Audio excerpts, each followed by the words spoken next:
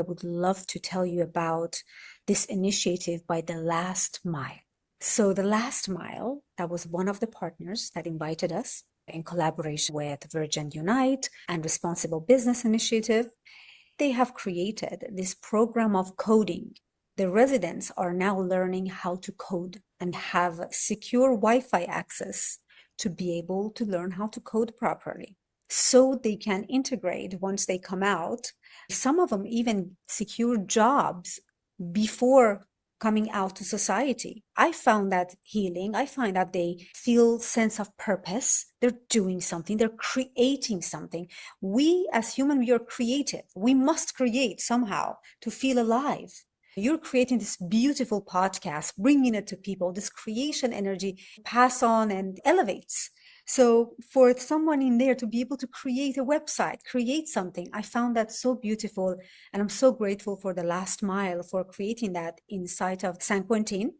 They also have different ways of creation, but what they have done with the coding, that was quite impressive, and being able to secure jobs for them. That's another initiative. I believe it's called Fair Check. You get a fair check for securing a job. So it's not that you go get a job and the first thing is, have you been convicted? The moment you say yes, no chance exists.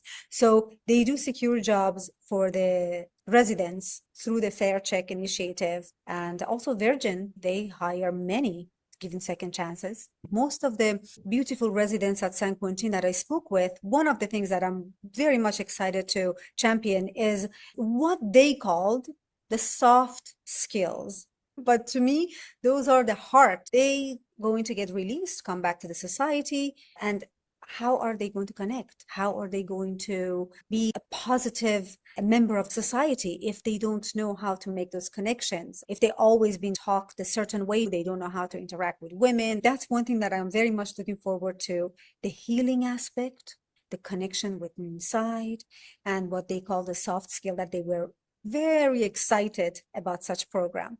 It's important you're talking about them refurbishing it. It's also to do with impressions and how that impacts the psyche. The sensory assault of the impressions these people replay over and over again, because they're seeing the walls, they're seeing the hardness, they're seeing the concrete. And I'm not excusing crime, but I'm looking at how do we understand this better from a humanitarian point of view. The psychological function is that it's designed to strip away humanity from both the condemned and those who encounter them. So when we dehumanize spaces, we make it much easier to dehumanize the people within them. James Hillman, an archetypal psychologist, wrote about seeing through, looking beyond surface appearances to deeper psychological reality.